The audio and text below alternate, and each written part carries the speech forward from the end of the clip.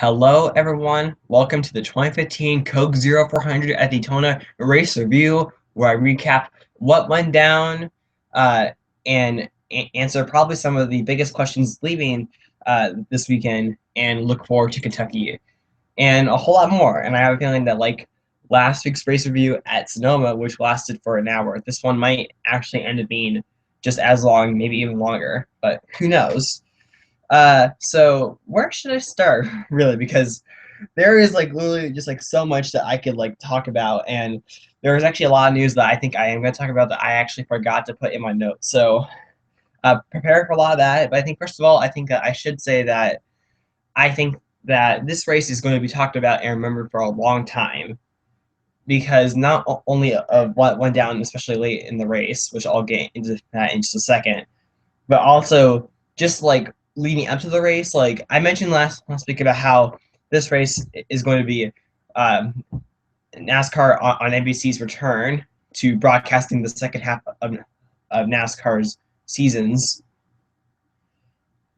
And I gotta say, like, first of all, the NBC crew, like, I've been watching like some of the NASCAR NBC shows that they've had, like NASCAR America. I've been watching the practice sessions and the qualifying sessions, and I gotta say, Rick Allen, Steve Letarte, and Jeff Burton have been doing a really good job, in my opinion. Everyone has their own opinion, and I can understand a little bit if you felt like that they didn't do that great of a job. But I felt like they did a great job, especially for the first race. And I think I read an article saying about how Daytona is probably going to be their worst, or Daytona will be their worst. And if that is their worst, then I think that we could be in for a really uh, great second half, regardless of what goes on the track. Because I feel like that, like the people up in the booth, the pit reporters, and more is, I think, one of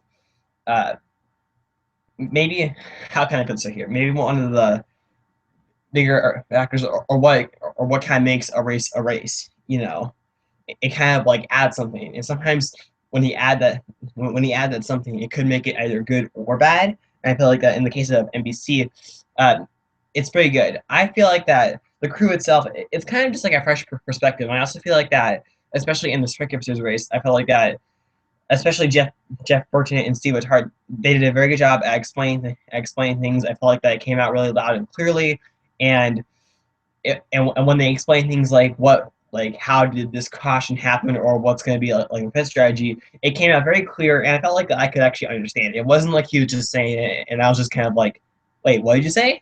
I did not understand it. It wasn't like that for me. So I feel like I'm really excited for the second half of the season, which I feel like that in past seasons I'm more excited in the first half, and then something happens in the second half and I seem to get a little worn down. That may not be the case for me this season. But anyway, other than that, so I guess for those who didn't know, the last time NBC did broadcast a race was the Homestead Miami Speedway race in 2006. That was the finale of the season. Um, but anyway, other than that, safety, safety before the race, not safety during and after the race, but safety before the race. And that is, new safety barriers were added right by the area where Kyle Busch had that horrific Xfinity crash back in February, where it caused him to break an ankle and a foot, I believe, which caused him to sit out for, I think, 11 Sprint Series races. And also, some new pavement was laid down in the area, because I think, like, I forget exactly like what is like the problem with like the grass. I don't know if like the grass exactly like speeds up the car, but I think the grass, I think, prevents, like, it keeps the car going. Like, it's harder to like maybe like stop the car or slow down the car during the grass. And so in that case, if that is true, then I applied uh, anyone involved into making that decision along with the safer barriers. I feel like that. And while Joey Chitwood, the Daytona National Speedway president, announced back in February that they will ring every wall with safer barriers, they weren't able to do it this time, but they said that they should be able to do it in time for the 2016 Daytona 500 Speed Weeks weekend. So I think that's good. And actually, International Speedway Corporation, which Daytona International Speedway is one of the 13 racetracks that company owns, promised that by 2016 or 2017, I think that they're going to install a lot of more safer barriers at every one of the tracks they own. which for them owning 13 tracks, that's a lot of tracks and a lot of good safety calls. I feel like safety is definitely important, and if there's room for improvement, we should always take that step to improve. And other than that, oh yeah, also I guess I should have mentioned that I did not write this down in my notes, so good thing I remembered that Kyle Busch. I mentioned a little bit how they took out some of the grass and put pavement down. Kyle Busch was actually a huge advocate of that, and possibly the only advocate of that during press conferences, saying that he feels like the grass, like the grass should be eliminated. I don't know if it was just Daytona or all tracks, but grass should be eliminated just because like it's not that like grass could maybe it's not that grass doesn't it's not that grass like only doesn't like it's not that only grass is like a safety concern. It's also that when a car gets airborne and hits the grass, it's going to be a much more violent crash and a much more dangerous crash. So I think that's also another reason to maybe push for not having grass. But honestly, tracks like Daytona without any grass, any not grass. Man, I cannot talk today. Yeah, I expect this throughout the race review. I have a feeling that I'm going to be stuttering and having a really hard time getting out words. But anyway, I have a feeling that Daytona National Speedway, or really any track that does have a lot of grass, like if you take all the grass away, it would be really strange. And I have a feeling that that's going to be a hard thing for me to remove, just because I heard about something about having to do with like the government of like Daytona or something like that, or something like that, saying that it's kind of hard to not it's not just like an easy fix to just say, oh, no grass, we'll get rid of the grass. I don't think it's that easy. So it will be interesting to see where not only Daytona but other tracks will stand in a couple more years from all of this like safety concern and protest.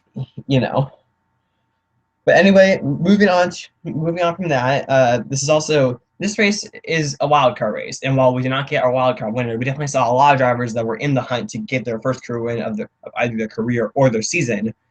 And Daytona and Talladega, they are great equalizers, which means that I think that anyone has a chance of winning the race, which is why I think it was considered a wild card.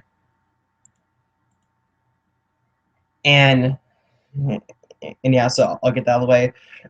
This is also the first time since 1982 that the race was held on a Sunday instead of a Saturday night. And the reason why they did that was, I think, because of two things. I think like NBC said that in order to avoid maybe lower than average ratings on the 4th of July, because the 4th of July wasn't Saturday, I think NBC thought like, well, we don't want low ratings because everyone's going to be watching fireworks, so let's have it on the 5th. Daytona National Speedway, I think, didn't exactly want that, but it happened anyway. I also think it was because of the fireworks. I think it was because of a Macy fireworks special on NBC channel on the 4th of July, and so that would have either pushed the race back or not have the race held at all. And I think that for their return to NBC, I don't think that they wanted to go to NBC Sports to do that, just because not everyone has NBC Sports. So I think that was the reason, and I feel like that they did say that because next year's 4th of July will not be on a Saturday, the race will be put back to its traditional Saturday night race, which I feel like is good, especially in what happened this week with like the rain. But I'll get into more about the rain in a second. And also, I'm gonna turn the page here to get into something else that I wrote down later. There's also a second drivers' council. Now back when I did my Dover race review, I don't think I talked about drivers' council, and actually to this day, I feel like that I should have talked about it.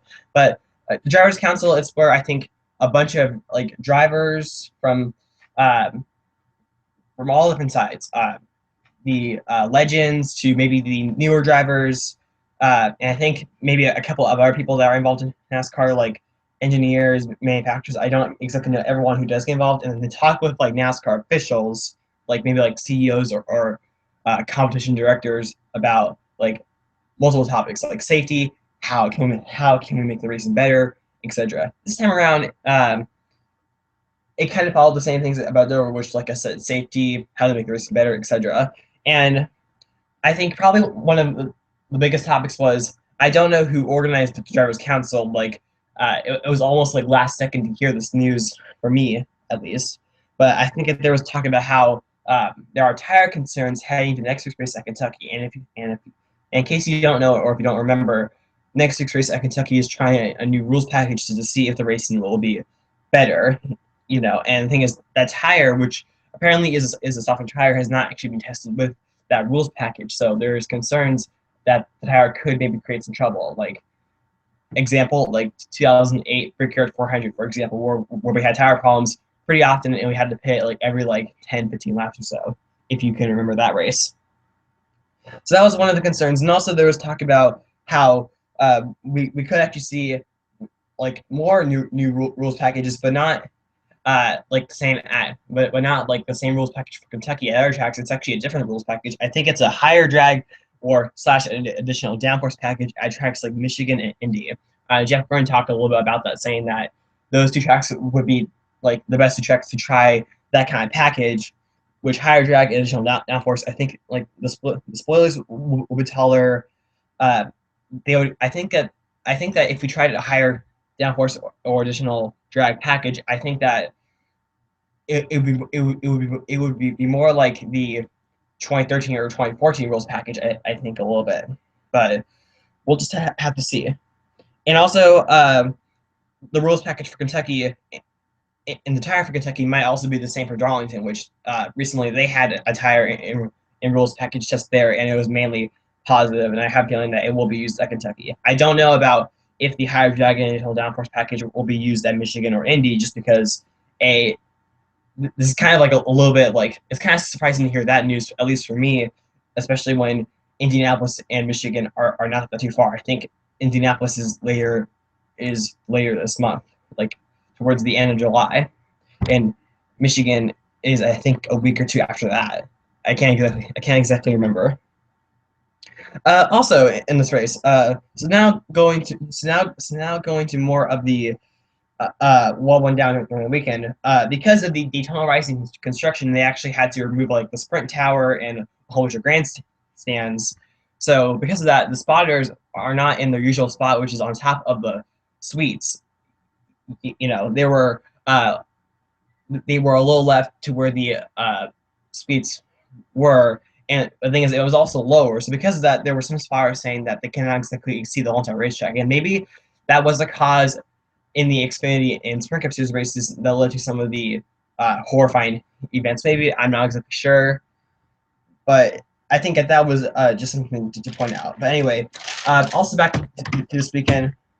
So now I'm going to talk about what went down during this weekend, such as the practice and qualifying session. So already the first practice, it already started off with a bang, with the first big one of the weekend, and it happened when either Keselowski still at the racetrack or Kyle Busch came down the racetrack, or maybe Keselowski got bumped from Biffle into Kyle Busch. But regardless of what happened, Kyle Busch got spun off the bumper of Keselowski, and down into Biffle, it collected Newman, Hamlin, Truex, and then behind them, McMurray, Michael Nett, Carl Edwards, Sam Horse Jr., Terabane also got collected in that crash as well. So it was a 10-car pileup, and all 10 drivers had to go to the back of cars.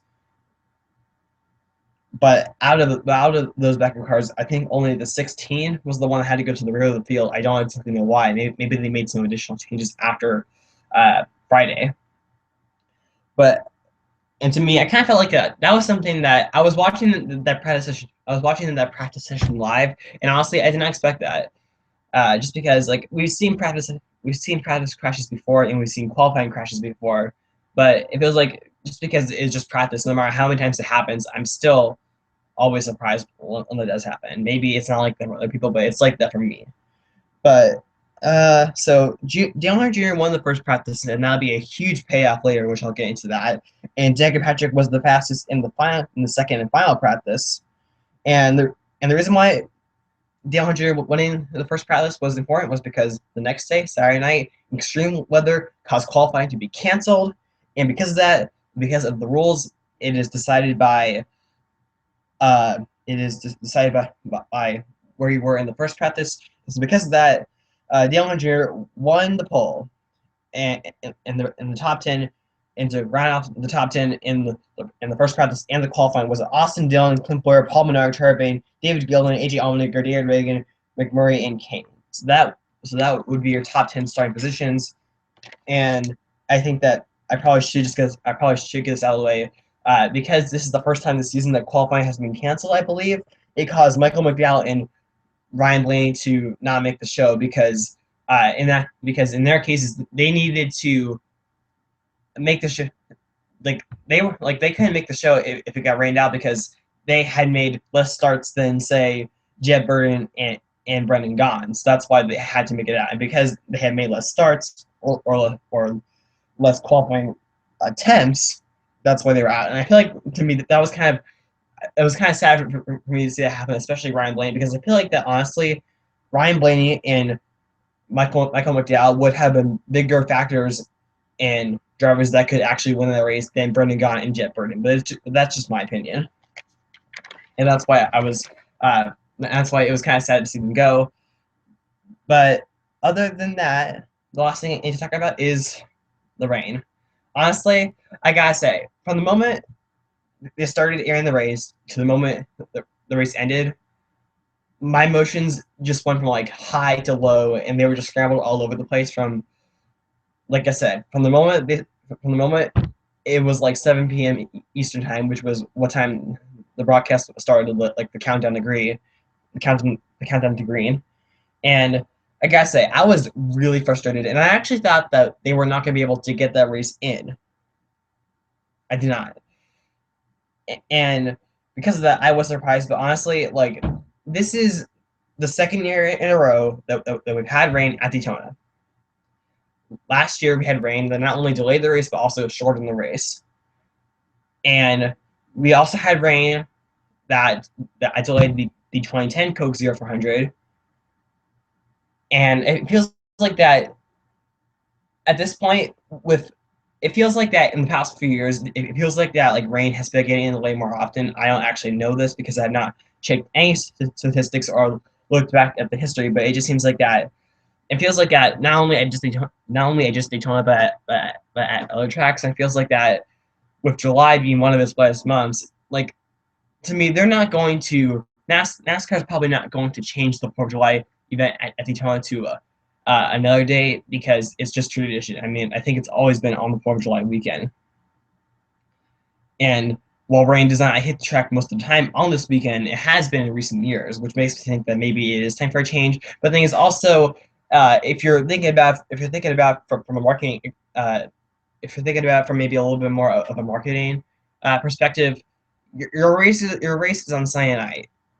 Next day is work day for many adults and our people out there. So already people are not going to be able to stay up late to watch the event in the first place. Now, like I said, at least it's going back to Saturday night, to where, in that case, if we do have rain or a huge delay, they can at least watch the race.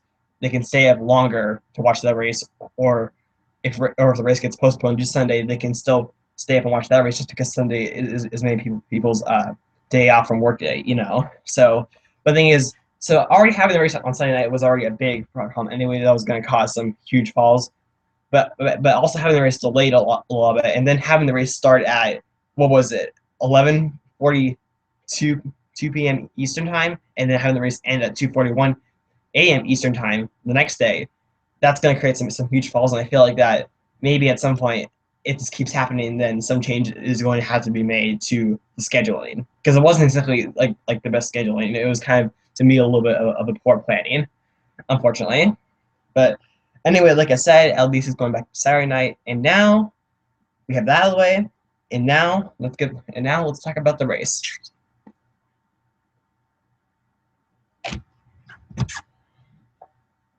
So the green flag did wave after a 3-hour and 34-minute delay, and like I said, the green flag was waved at 11:42 p.m. Eastern time. And the only way, and really, I'm pretty thankful that I lived on the West Coast. I was able to stay up and watch the whole entire race, because if I lived on the East Coast, I don't think I would have been able to stay up for that. But anyway, even before the green flag came out, there was already some radio and steering wheel issues from Brad Keselowski's car. So that was particularly very strange. And I think that might have kept his car from maybe getting up to the front, maybe. But anyway, the green flag came out. And right away, I think coming off of turn number 2, or maybe it was turn number 4, Austin Dillon led the first lap, and then by lap 2, they were still 2 and 3 wide throughout the whole entire field. But then on lap number 3, our first caution came out. David Gilliland, running in the 4th position, tries to go to the inside lane, but then there wasn't exactly enough room. He gets spun off the bumper of Boyer. He goes to the inside, and while that crash could have just been Gilliland spinning down, coming out to number 4, and him not hitting anything behind them, I think it was the 16 Greg Biffle who like I said, started in the rear because of the back of the car, but maybe because of other changes. He hit, I think, the back of Joey Logano, and that caused just kind of like a stack up behind them that took out. Here's a list of everyone that was collected: Sam Morris Jr., Dan Kirkpatrick, Greg Biffle, Joey Logano, Jeb Burton, Bobby Labonte, David Gilliland, Michael Nett, and Brendan Gaughan. They were all involved in that. So this would count as the first big one of the night. And to see this coming on lap number 3, I kind of expected it and didn't expect it. Like, I expected it because usually I think that when races are postponed or delayed because of rain, there's just something that like seems to like amp up like the intensity and the excitement. So that's why it was a surprise. That's why it was sorry. That's why it was that's why I kind of expected that. The reason why I did not expect that, just because it was early in the race, and looking at the replay, all I can really think about is like, did David Gilliland really need to go to the inside? I don't think so, because I felt like he could have stayed in his lane, and he would have been just fine. I just think that you're kind of taking a huge risk of not only taking yourself out but taking out others, and that's what you end up doing, whether you want to do that or not. But that crash took out a lot of drivers that I felt like could had won or been surprises for the victory. Like, I felt like that Logano, if he could have gotten himself up front, then he might have been a contender for the win. I felt like that drivers like Greg Biffle, Bobby Labonte, Gil Annette could have actually been able to be like surprises for the win, but because they got involved in the crash, it took them out of contention. And also, and this was a theme throughout the whole entire night. And I think these penalties were only assigned to drivers that had just got involved in a crash. Sam Morris Jr. to man over the wall, and Michael Annett was speeding, so both of those drivers were penalized. But anyway, on lap number 9, we had a restart.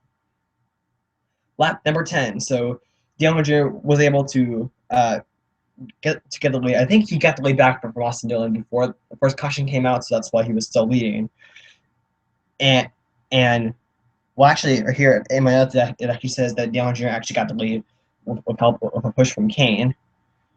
And so that, anyway, so sorry. So that's a Jr. actually got the lead. And then by lap number 12, and this was kind of something that we saw throughout the whole entire night, and it was Hendrick domination. But by lap number 12, all 4 Hendrick drivers were 1, 2, 3, and 4. Dale Jr., Casey Kane, Jimmy Johnson, and Jeff Gordon. And for a moment there, like, the top 5, which did actually consist of Keselowski, so Keselowski was actually up there, so my bad. They had broken a layer here, but then the pack started to come back, and Keselowski, he did get, I think he did get as high as 3rd, according to my notes, but already several laps. My goodness. So Keselowski, he did get to the high point of 3rd position by lap number 16, and then 1 lap later, Kyle Busch, running outside the top 10, he was trying to go 3 wide of McMurray, and McMurray, he did go maybe a little higher than usual, especially that early in the race. So Kyle Busch, I think he brushed the wall just a little bit and then got loose and then just kind of smacked the wall. It did not bring out a caution, but it caused Kyle Busch's car to go down Perry Road and actually fall, I think, like 2 laps down at one point. And while he did get those 2 laps back, I think it really did take him out of contention to win that race. And this is a driver that needs to average a 14th-place finish or better if he's going to make the top 30 and thus get into the chase. Because if you remember, or in case you don't know, he won last week's race at Sonoma, so he has the win. And the thing is, in order to make the chase, you have to get a win and make the top 30 in points. So he already has the win. So at this point, all he can do, so basically what he can do is points race. And I felt like that I kind of saw this coming for Kyle Busch just because like Daytona for Kyle Busch seems to be feast or famine, and it's been famine the past several, and it's been famine for Kyle Busch the past few to several weekends at Daytona. So I kind of expect that, but I feel like that from here on out, maybe like, but I feel like that from here on out, Kyle Busch shouldn't. I, what am I trying to say? This is what I was talking about. I'm gonna have a really hard time talking, but I think that from here on out, Kyle Busch is going to be, for the most part, I think fine. I don't think Kyle Busch is really going to have to worry about what happened to him at Daytona really much anymore. I feel like that from here on out, we will really be able to see what Kyle Busch is made of and see if Kyle Busch can really actually race his way into the top 30. It's going to be an interesting journey, whether you like the media talking about it every day or so. But anyway, so already by lap 20, we started to see our first of several surprises, and that was Landon Castle. I think he got as high as third place by lap number 20. And also around this point is where we started to see the first of many times that we would see the best line be on the top and then the best line be on the bottom. And I felt like throughout the whole entire race, it was pretty balanced. It was pretty balanced because there were some. It was pretty balanced. It was pretty balanced. Like for example, like the high side could really get the advantage, but also the bottom lane could get the advantage. You know, and I definitely like that. I'm currently checking something over here. But anyway, so by lap 23, a single file train was forming, but then the pack reformed by lap 25, and then the second caution came out. And this one was the competition caution because of the rain. And then we had pit stops, and then some took 2, but many took gasoline. And then the top 10 was Jimmy Johnson, Dale Earnhardt Jr., Kasey Kahne, Jeff Gordon, Mark Truex Jr., Denny Hamlin, Carl Edwards, Matt Kenseth, Kyle Larson, and Brian Scott. And then Ryan Newman stayed out to lead 1 lap. And then Kyle Busch and Greg Biffle were penalized for 2 men over the wall. Restart, lap 31. Jeff Gordon, who restarted in the 4th position, got shuffled back. And we saw that a couple times between teammates. And we would see that again 2 laps later on lap 33 when Jimmy Johnson, right behind Dale Jr., he got a good run, but also got a little bit of help. And the thing is, he went right by Jr., and then Jr. had no help for a while. He slid back to, I think, around 5th position.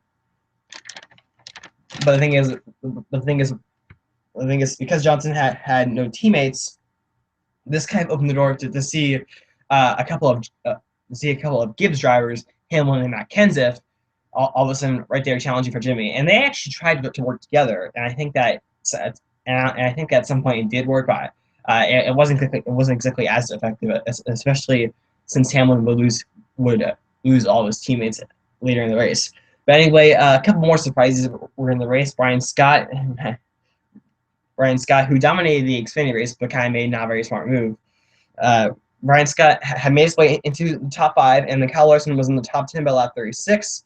And then we actually saw Denny Hamlin and Matt Kenseth trying to work together to get past Johnson, but I don't think it really ever worked. And then 48 was having to block both lanes, but by the time 25% of the race was completed, and then Truex actually got up to 2nd from helping Kasey, and then Kasey Kahne went backwards later when he got shuffled in a 3-wide situation. And then Larson was trying to take 2nd away from Truex, but I don't think he was able to get it. Denny Hamlin was getting a push from Ryan Scott on lap 48 to try to pass the 48 car, and then Brian Scott started falling back in the middle, and then that would kind of be a Brian Scott in trouble for something that happened later in the race.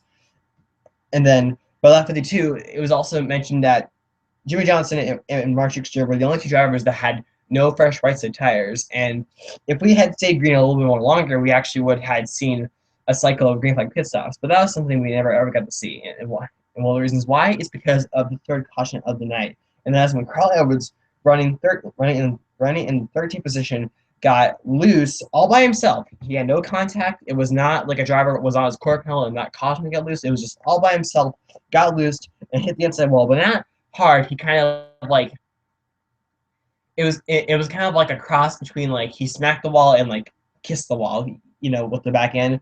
But he was able to keep on rolling and stay out on the lead lap and still stay up with the draft. And then we had pit stops, lap 57. And then the top 10 was Dale Earnhardt Jr., Jimmy Johnson, Austin Dillon, Casey Kane, Kyle Larson, Jeff Gordon, Matt Kenseth, McMurray, Keselowski, Truex Jr., J.J. Ellie stayed out to lead a lap, and Casey Mears was penalized for driving through Casey Mears was penalized for driving through too many pit stalls. I'm sorry. And then we had a restart left at the 8, but one lap later, caution number 4 when Gilliland cut a right rear tire in turn number 4 and spun it around. And chances are that tire got cut because of the damage he had, in that lap 3 melee. And a couple drivers did make a pit stop, and Greg Giffel was penalized for not driving through. He got penalized for 289 over the wall, and chances are he got penalized for that a couple of times just because of the damage he got in the first wreck. And lap 64 restart with the Earnhardt Jr. leading, but there was quite this interesting issue where the caution lights were actually flickering. Actually went back to yellow after the green flag. Like for example, when they hit the green flag, crossed the start finish line, they were green. But then heading into turn number 1, they went back to yellow, and actually that caused some drivers to actually get out of the throttle, which then led to a single file train. I don't think NASCAR has explained why that happened or how that happened, but it was just kind of like probably like interesting. But it didn't seem to have like too much effect when I look at the results or what happened later on in the race. And like I said, a single file train formed one lap after the restart because of the confusion. And then once again, by lap number 70, all 400 drivers were back in the top 4. Dale Earnhardt Jr., Jimmy Johnson, Casey Kane, and Jeff Gordon. Hamlin, Harvick, and McMurray were trying to make the inside work, and eventually it did work. And then the pack reformed by lap 73. Lap 74, a recent replay. Well, this didn't happen on lap 74, but they should have replay of it on lap 74. They should have replay of Brian Scott actually trying to. I don't know what Brian Scott was thinking because it wasn't like he was trying to block Kevin Harvick. It was just like a stranger here. He went down to the bottom, but then Kevin Harvick was already there. The two of them made contact, and Harvick actually had to get on the apron, which that could have been a huge crash. But Brian Scott this weekend, like this weekend, Brian Scott, he's kind of like one of the biggest things was that in the Xfinity race, he led like 80+ laps, and then with like 5 laps to go, he tries to block the field, ends up taking out himself and like many other drivers in a light race big one. And now in this race, up until he would get involved in a layer crash, he was kind of doing a lot of like strange blocking moves that I felt like that maybe were not exactly like that necessary. But anyway, by lap 76, Jimmy Johnson took the lead from Dale Earnhardt Jr. And actually, Jimmy Johnson was actually the only driver to ever pass Dale Earnhardt Jr. under the green flag. And then once Johnson took the lead, Dale Earnhardt Jr. slid back once again. And then Kevin Harvick, Kurt Busch, Matt Kenseth, Austin Dillon were 2nd through 5th. And this would be the first time that we really saw both teammates, Harvick and Kurt Busch, up there challenging for the lead, but their cars were just not as strong as the four Hendrick drivers, because Hendrick, I think, brought a really good. They just brought really great cars to Daytona, and it did pay off for the most part. And then with lap 80, we started to see a little bit of what we saw in the last 10 laps of Daytona, which is side by side, 2 and 3 wide throughout the whole entire field. And it happened when Kenseth, who I don't know who he was getting pushed by. I think he was getting pushed by either Junior or Casey Kane. But he got pushed. But he got held on the outside, and then him and Jimmy Johnson were battling for the next several laps. And it stayed like that up until caution number 5 for a multi-car wreck. And it happened when Kyle Larson, which I think was either inside the top 10 or just outside the top 10, he was passing a lap car, and either he got loose by himself or maybe the air from Jeb Burton's car, who was the driver that the whole entire field was lapping from, it sucked the air from Kyle Larson, and it caused him to spin in turns 1-2. Edwards and they went back up the track, hit Edwards ever so slightly, but it was enough to cause Edwards to spin.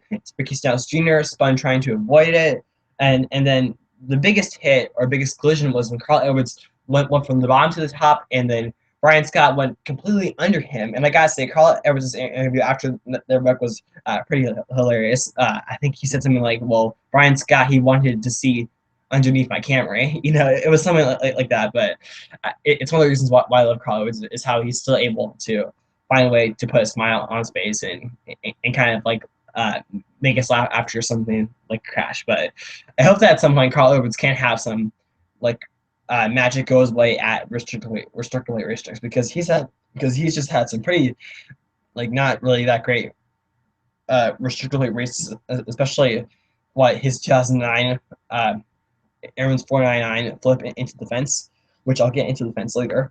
But anyway, so that caused pit stops on lap 87, and then the top 10 exiting the race was Casey Kane, Dan Hamlin, Kevin Harvick, Jeff Gordon, Jimmy Johnson, Mark Truex Jr., Paul Menard, Jamie McMurray, Dale Earnhardt Jr., and Casey Mears. And this made it interesting because now this is the first time that the 88 or 48 is not on the front row.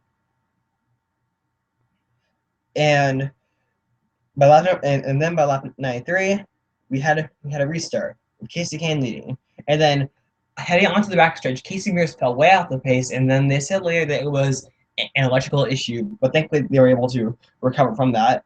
And then Hamilton was able to pass Casey, and then Johnson started making his way back into the front along with Dale Earnhardt Jr. at lap 96. And the Casey Kane, who got shuffled back a little bit, he also was able to find his way to try to get back up to the front. But then by this point, the top six were all single file: Hamlin, Harvick, Menard, Kenseth Jr., and Kane. And then by lap 102, the entire top 10 plus was single file on the bottom lane. But then on lap number 6, caution number 6 for the big one, number 2. Matt Kenseth was trying to clear Kane, running, I think, around 10th place. And him and Kane did not make contact. Kenseth actually got arrow loose from Kane being right on his rear core panel, and it caused his car to go right.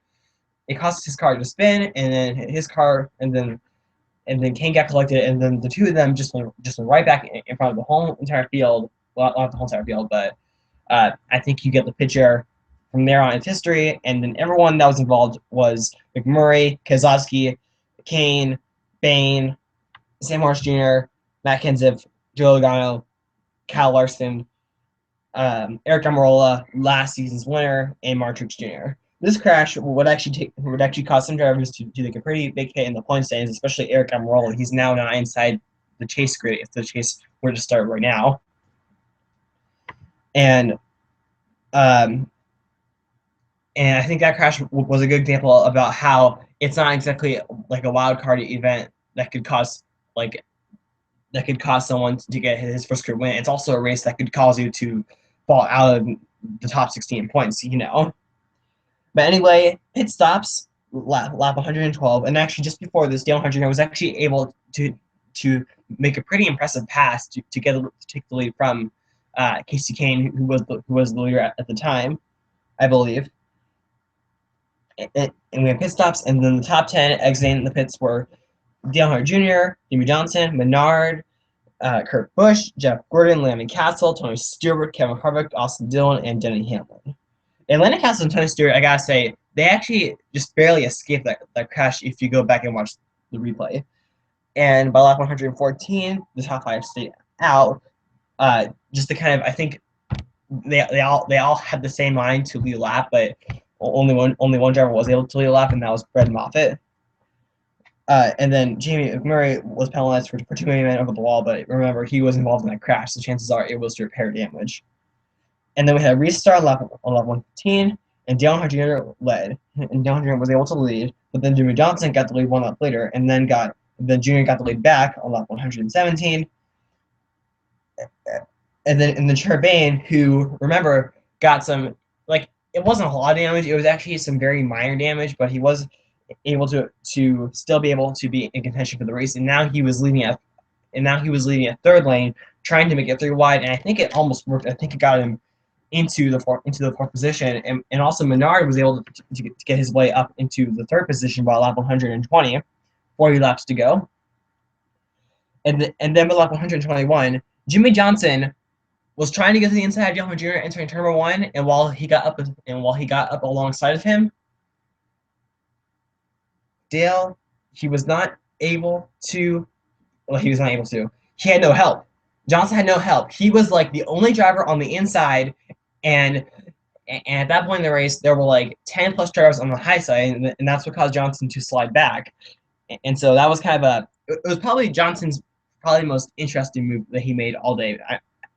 I think he probably thought that someone would go down and help him, but I think that late in the race, no one's gonna help, Johnson. Because at this point in the race, you got to be able to gain every spot you can gain. And also, this is where we saw Clint Boyer and David Reagan, fourth and fifth place up in front, with a good chance to win. And by lap 123, fuel could be a factor, but there were cautions, so it kind of took fuel right out of the equation. And then Casey Mears, who had electrical issues, was all of a sudden back in the sixth place. And then Brendan Gaughan was running inside the top 15 at one point by lap 126, and then by lap 127 we started to see a second line go, led by Gordon, Harvick, and others.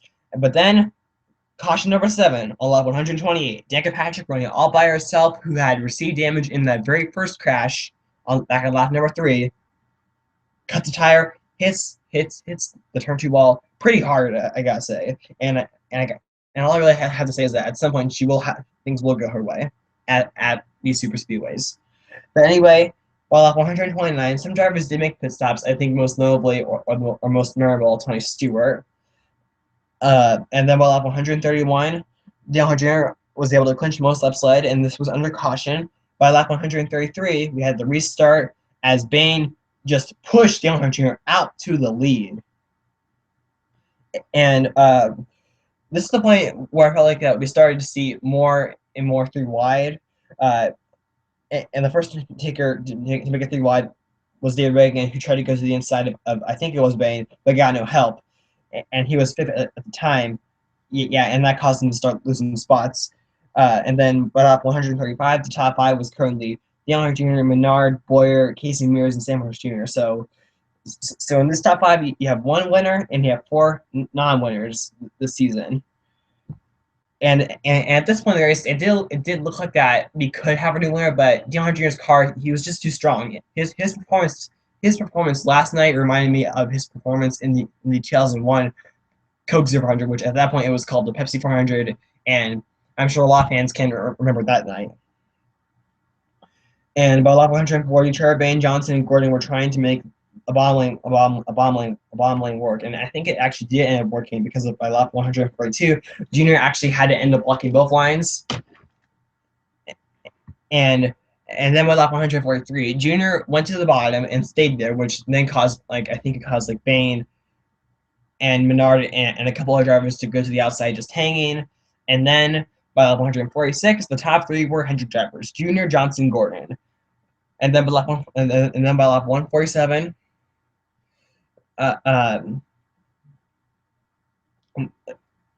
Okay, I wrote this weirdly, but by lap 147, Hamlin and McMurray were all of a sudden up front as well, after being shuffled to the backcourt, getting involved in crashes. But then by lap 148, caution number 8, David Reagan running in the back of the pack. He was trying to go up to the middle to get in line, but then he just there's wasn't enough room between him and Landon Castle, and it caused his car to spin around, and his car would go down into the infield grass on the backstretch, but not a whole lot of damage. I think there was some spiller damage, which might had maybe affected the car enough to where he couldn't really exactly be able to charge up to the front like he was earlier in the race.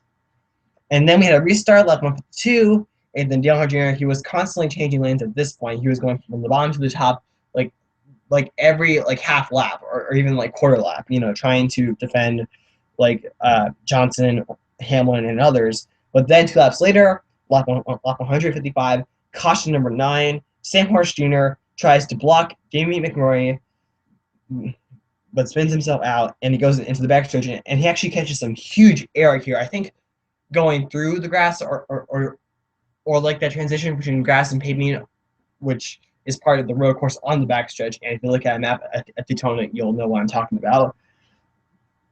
And when his car got airborne and then got back into the grass, it really tore up the rest of his car to where he was actually not able to get back rolling. And that was such a tough race because I felt like Horse Jr., while he may not have been able to win, I think he could have gotten in top 10. But anyway, so at this point we were going to be in for a green white checker, and by this point in the race, I thought, okay, this is going to get interesting. Will anyone be able to pass Junior, or will Junior be able to take the victory? So here we go. The top 10 coming to the green white checkered. Attempt number 1: Junior, Johnson, Hamlin, Bain, Harvick, Stewart, Menard, Gordon, Boyer, and Justin Allgaier. Lap 159. Green white checker attempt number 1. The 41 and 51 make contact, but no harm, no foul.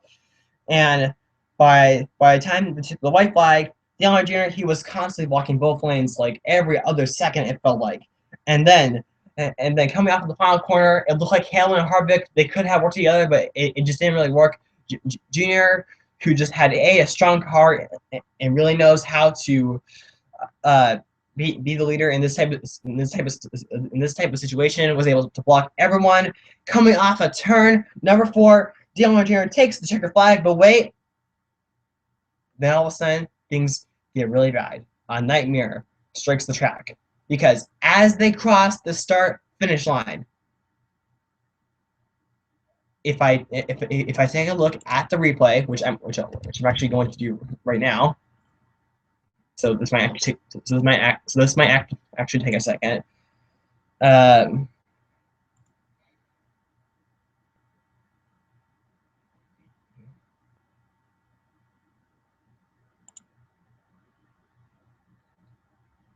Okay, I'm actually currently watching the YouTube video released by NASCAR to tell you what exactly went on, because I don't. I feel like that it's important for me to tell you what exactly went on, because what happened as they took the checker flag, it got really, really, really ugly and just terrible. It was violent, and here it is. As the advertisement is almost done, here we go. Coming to the checker flag right here, Junior takes the win, but then Hamlin, who was getting a push from Harvick, but Harvick was getting a push from Gordon. Gordon was getting a push from Austin Dillon. Hamlin's car, he went a little higher here, and I think as Harvick was still on his bumper, it caused the two of them to make contact, and it caused Hamlin's car to spin to the left. And his car went around. And by this point, I thought, oh no, that's not gonna be good. Hamlin's gonna spin, and it's going to collect the whole entire field. And then right here, as they change the camera angles after they show the flyby here, I all of a sudden see Harvick spinning, I see Gordon spinning, but then all of a sudden here as I see the melee, I'm like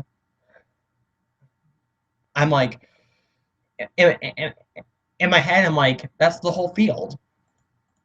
No one escaped that except Junior. But then I find out that Johnson, Gerbush, and Boyer did actually escape it along with Newman. Right here, but then all of a sudden here, as the wreck happens here, I all of a sudden see this explosion coming past the start finish line here, and then by this point I thought, oh my goodness, one driver just went into the grandstand right here. But the thing is, the cameras were still focused on the carnage right here. And the thing is, even this carnage right here, it was just massive right here. I normally do not. You normally do not see big ones like that. If you go watch this replay, I feel like, but then right here, they show Austin. They're here. They show Austin Dillon, who was the driver who went into the catch fence.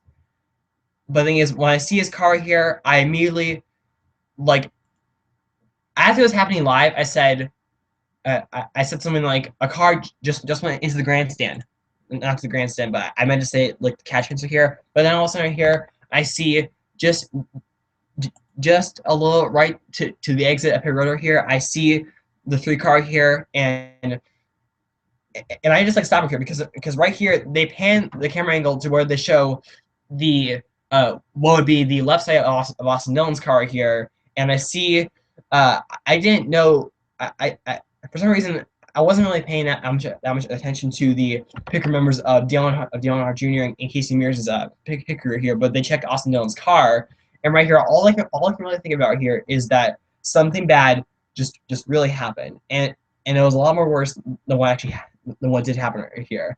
I was really speechless. I was super nervous, and during those like 10 20 seconds after they took the checker flag, I was just speechless. Like, I had such a hard time comprehending what just happened in front of me. It was like I have never ever had such a hard time in my life comprehending something. That's how terrifying and horrific the crash was to me. This might sound really like strange to you, but to me, it's what actually happened. And I see that the pictures are here, and then Rick Allen said that they had given the crew members have given the thumbs up, and I heard the crowd cheering. And the thing is, for some reason I did not see the thumbs up or here. So the thing is, even when I heard the crowd cheering, I was still just so like horrified. It was almost hard to really think about like, oh, he is okay. It was just horrifying here. But then all of a sudden here, Austin Dillon, um, he gets out of the car, and then he does this like poster here. He does this like certain poster here to like, I don't know. It was basically a supposed to pay like tribute to I don't know. I don't know. I don't know what it was. I'm trying to find out.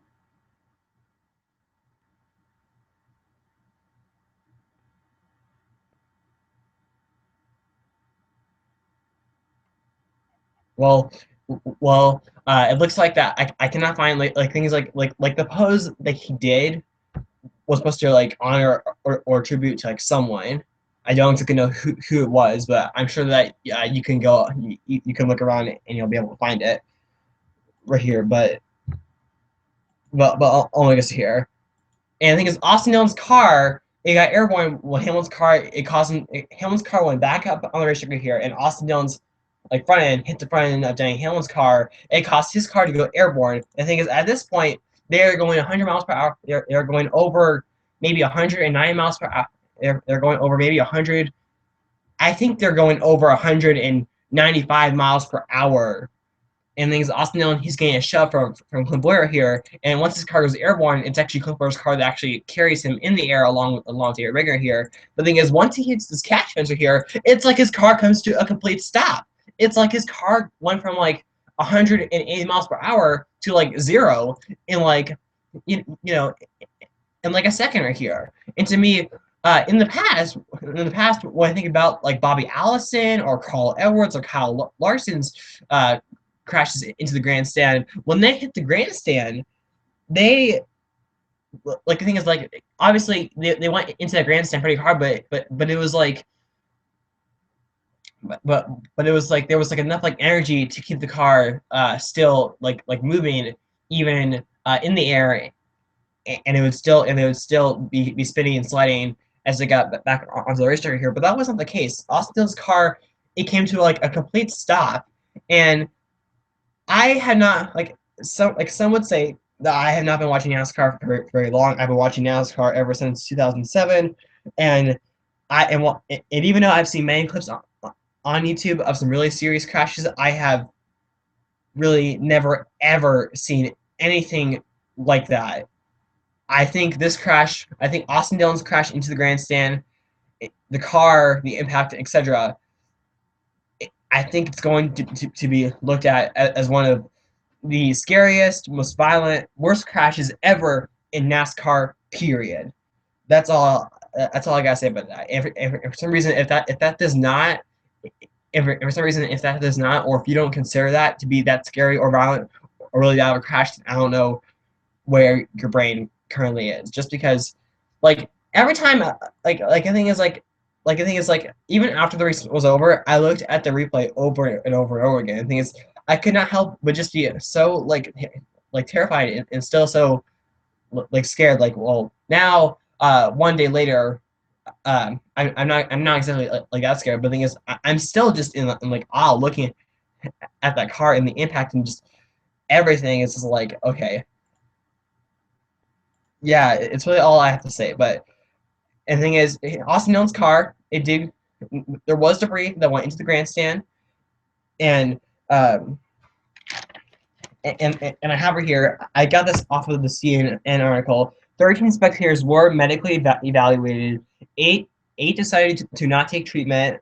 Four were treated, and one sent to the hospital in stable condition. But I think that a couple hours later, he was released from the hospital. And to me, even though there were indeed many fans, or a few fans, that did get some injuries, to me, it is absolutely amazing to see how far NASCAR has come and how far the cars and the tracks have come. Because when you think about it, if that fence was like the fan was, if that fence was like the fence during the days of Bobby Allison's crash, we're looking at a car flying, going through the fence and going into the grandstands. Or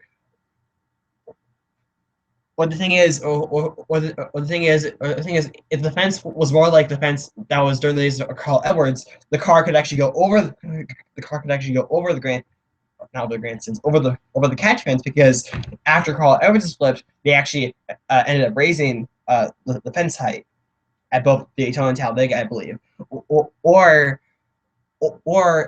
even during the days of Kyle Larson's Xfinity flip into the grandstands, we're looking at maybe I don't know, I don't know, like the engine going through the fence, and a lot and like tires and everything are here. So even though we still have some fans injured, it is amazing to see how far like the safety has come through that. But the thing is also the safety with the cars are here, because the thing is I have a feeling that if that was like like a lot of fans will say like bring back the Gen 4 car. That is why we we are still not using that car, and why we probably will never ever go back to that car.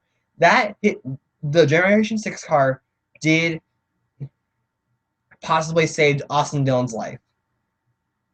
Now, I'm not saying that it did.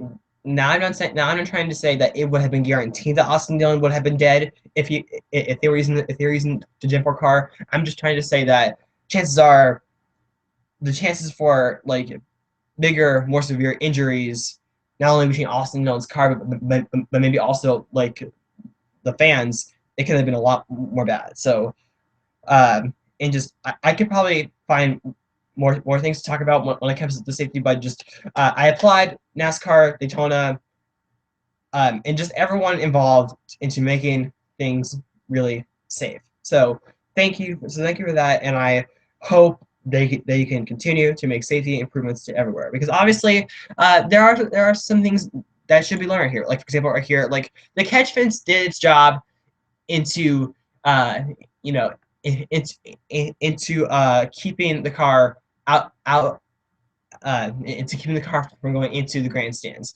However, it feels like that maybe they're going they're now they are now going to have to find a way to make even a sturdier catch fence to maybe not cause that much damage, or to keep even like the smallest things, like for example, like I think that there are just some things there are not exactly ever going to be fixed. Like I think one of them is debris going. I think one of them is just debris going into the catch fence. Like I feel like that if you're a NASCAR fan and if you're going to a racetrack, you do put yourself in that danger. I think they do, whether you want to or not. You put yourself in the danger, especially if you go to a high speed track like Daytona and Talladega. You just do.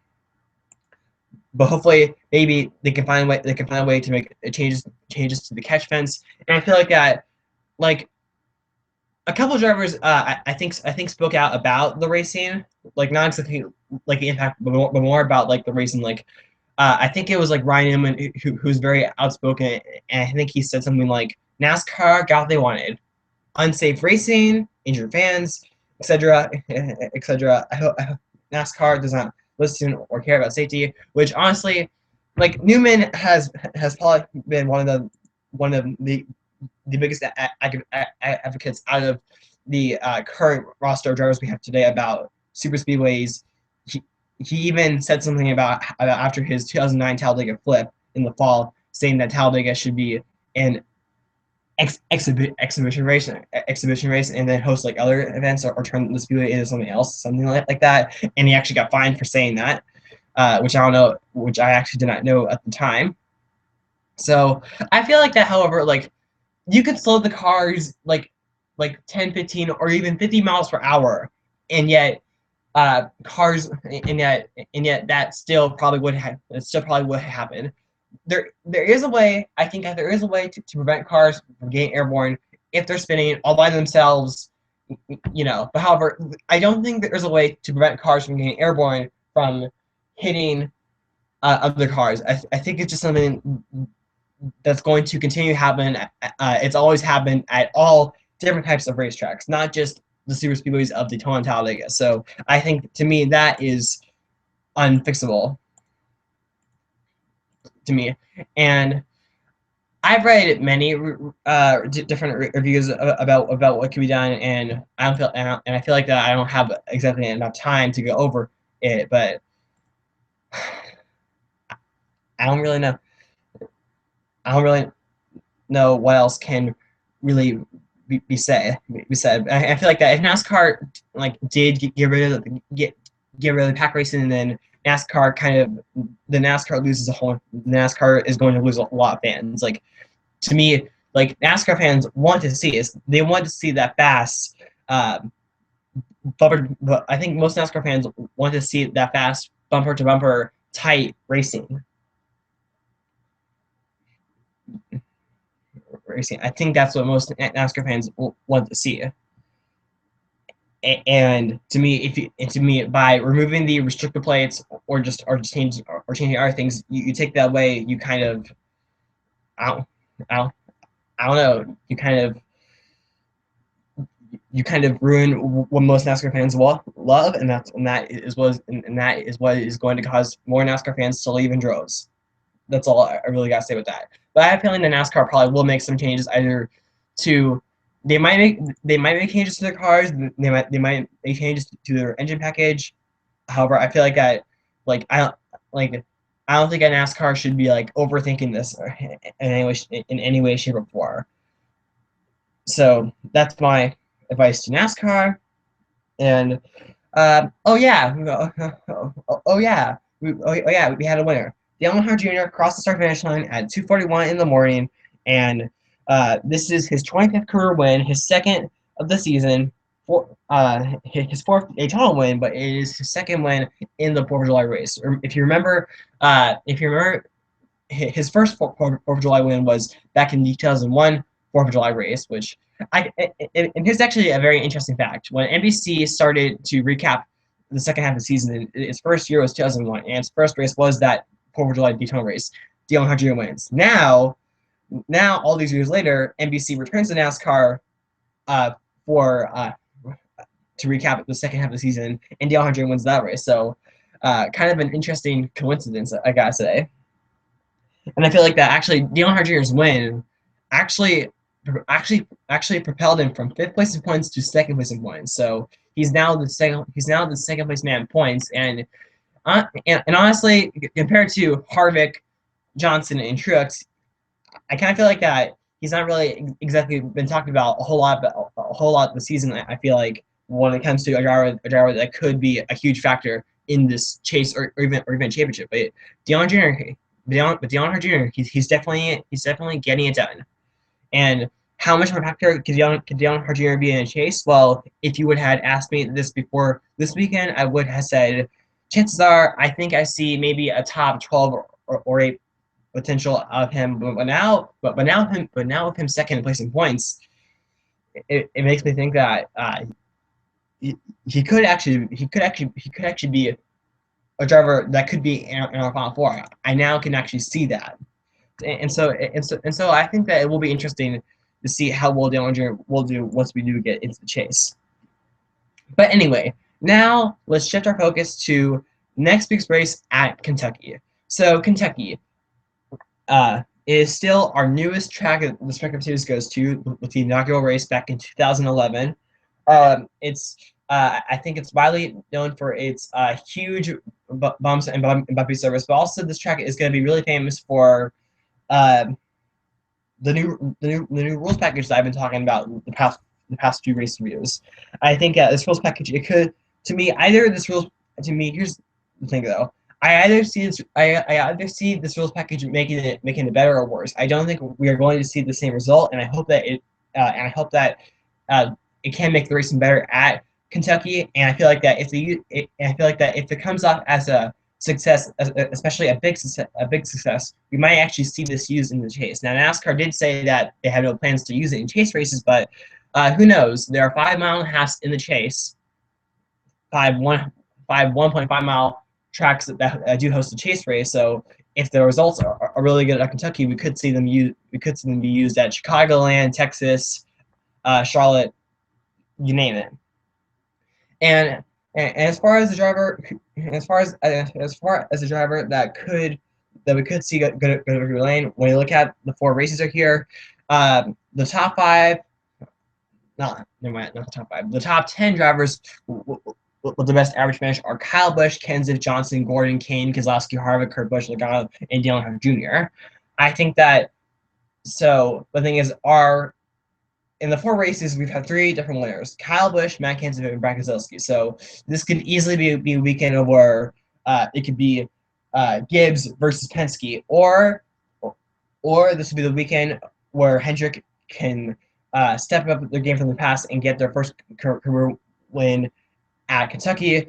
Also, I feel like that this maybe has not. I feel like that this has been talked about a little bit, but not that much. But this is Jeff Gordon's final race at Kentucky. If he can win this race, he will have officially won at all the racetracks he has ever raced at.